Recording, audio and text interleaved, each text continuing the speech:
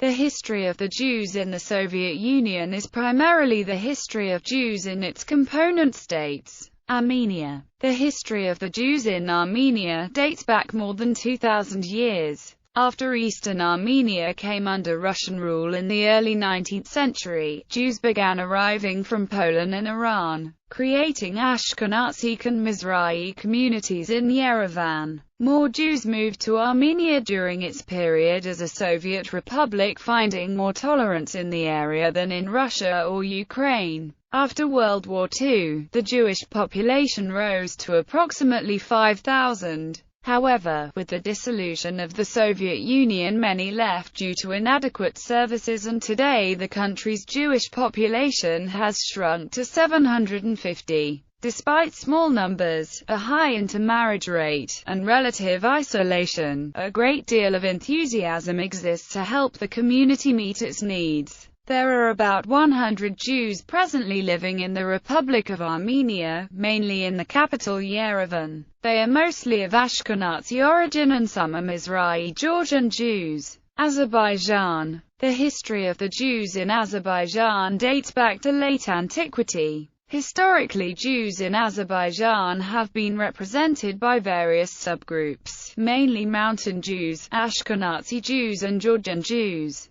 After Sovietization, all Zionism-related activities, including those of cultural nature that were carried out in Hebrew, were banned. In the early 1920s, a few hundred Mountain Jewish families from Azerbaijan and Dagestan left for Palestine and settled in Tel Aviv. The next Aliyah did not take place until the 1970s, after the ban on Jewish immigration to Israel was lifted. Between 1972 and 1978, around 3,000 people left Azerbaijan for Israel. 1970 was the demographic peak for Azerbaijani Jews after World War II. According to the census, 41,288 Jews resided in Azerbaijan that year. Many Jewish emigres from Azerbaijan settled in Tel Aviv and Haifa. There are relatively large communities of Mountain Jewish expatriates from Azerbaijan and New York and Toronto. Similar to many immigrant communities of the Tsarist and Soviet eras in Azerbaijan, Ashkenazi Jews appear to be linguistically Russified. The majority of Ashkenazi Jews speak Russian as their first language, with Azeri sometimes being spoken as the second. The number of Yiddish speakers is unknown. Belarus. The Jews in Belarus were the third largest ethnic group in the country in the first half of the 20th century. Before World War II, Jews were the third among the ethnic groups in Belarus and comprised more than 40% of the population in cities and towns. The population of cities such as Minsk, Pinsk, Mahilio, Babrusk, Vishsk, and Homil was more than 50% Jewish. In 1897 there were 724,548 Jews in Belarus, i.e., 13.6% of the total population. Some 800,000 Jews, 90% of the Jewish population, were killed in Belarus during the Holocaust. According to the 2009 census, there were 12,926 Jews in Belarus. The Jewish Agency estimates the community of Jews in Belarus at 70,000. Mark Chagall, Mendel Mokhastforian, Chaim Weizmann and Menahem Begin were born in Belarus.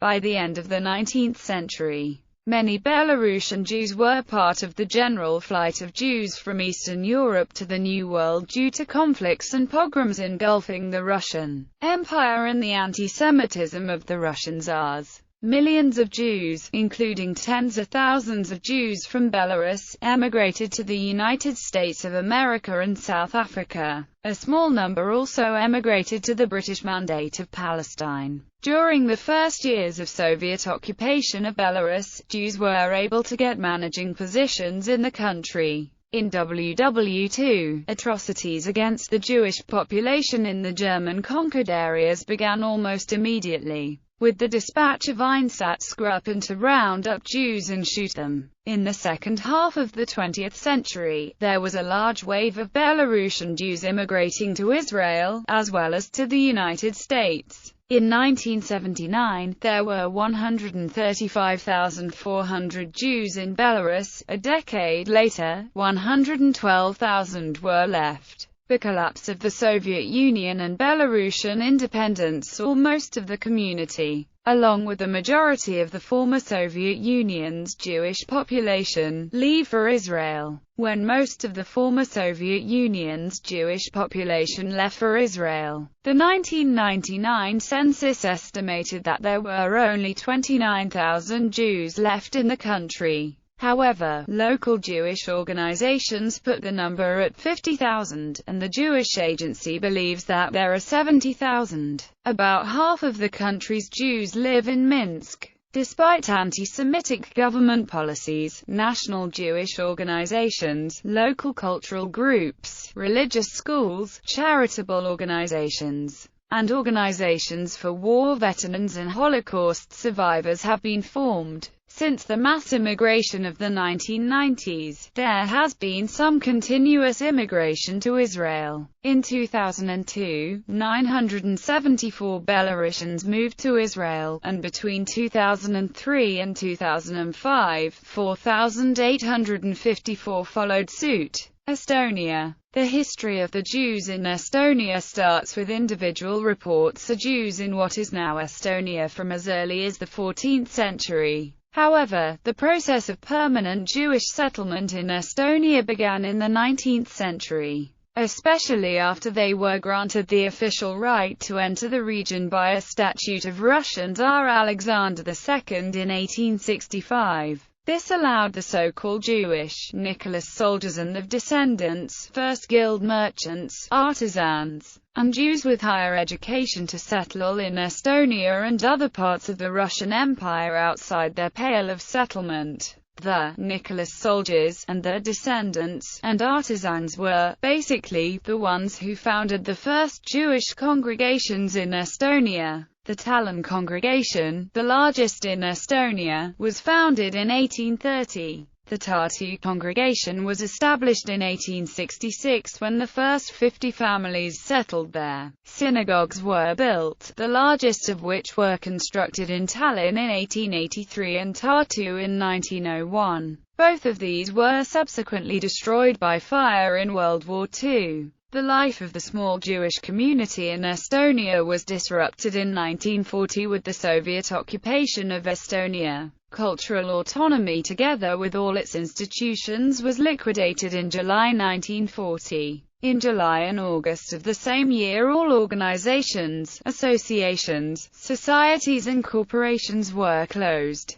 The Jews' businesses were nationalized. A relatively large number of Jews were deported into prison camps in Russia by the Soviet authorities on 14 June 1941. In WW2, more than 75% of Estonia's Jewish community, aware of the fate that otherwise awaited them, managed to escape to the Soviet Union. Virtually all the remainder had been killed by the end of 1941. The 4 Estonians held most responsible for the murders at Kalevi were accused at war crimes trials in 1961. 2 were later executed, the others avoided sentencing by going into exile. From 1944 until 1988, the Estonian Jewish community had no organizations, associations, or clubs. In March 1988, as the process towards regaining Estonia's independence was beginning, the Jewish Cultural Society was established in Tallinn. It was the first of its kind in the late Soviet Union. Unlike in other parts of the Soviet Union, there were no problems with registering either the society or its symbols. The society began by organizing concerts and lectures. Soon the question of founding a Jewish school arose. As a start, a Sunday school was established in 1989. The Tallinn Jewish Gymnasium on Carew Street was being used by a vocational school. In 1990, a Jewish school with grades 1 through 9 was established. Georgia. The Georgian Jews are from Georgia, in the Caucasus. Georgian Jews are one of the oldest communities in Georgia, tracing their migration into the country during the Babylonian captivity in 6th century BC. In 1801, the Russian Empire annexed eastern Georgia. In the beginning of the 19th century, Ashkenazi Russian Jews were forced to move to Georgia by the Russian government. The Ashkenazi Jews and the Georgian Jews began establishing contact with each other, but relations were strained. Georgian Jews viewed the Ashkenazim as godless and secular, while the Ashkenazim looked down on the Georgian Jews. Zionism was a uniting cause for the two groups. Beginning in 1863, groups of Jews began making Aliyah, mostly for religious reasons. The Red Army invaded Georgia in February 1921, prompting a mass exodus from the region. Initially, the Soviets allowed the Jews to maintain their religious customs, but after a Georgian rebellion in 1924, the Bolshevik government terminated all Zionist activity, imposed economic restrictions, and generally discriminated against the Jewish community. As a result, many Jewish businesses were bankrupted and 200 families applied for exit visas. Only 18 were allowed to emigrate. In the mid-1920s, the Soviets focused on industrializing and secularizing the Jews of Georgia. Mass numbers of Jews were forced to work in factories or to join craft cooperatives and collective farm projects. In 1927–1928, OZET, the Organization for Settling Jewish Workers on Farms, established a number of Jewish collective farms. These small homogeneous communities became isolated Jewish communities where Jewish learning was continued. The situation of the Jewish community of Georgia improved dramatically due to the end of the Soviet occupation.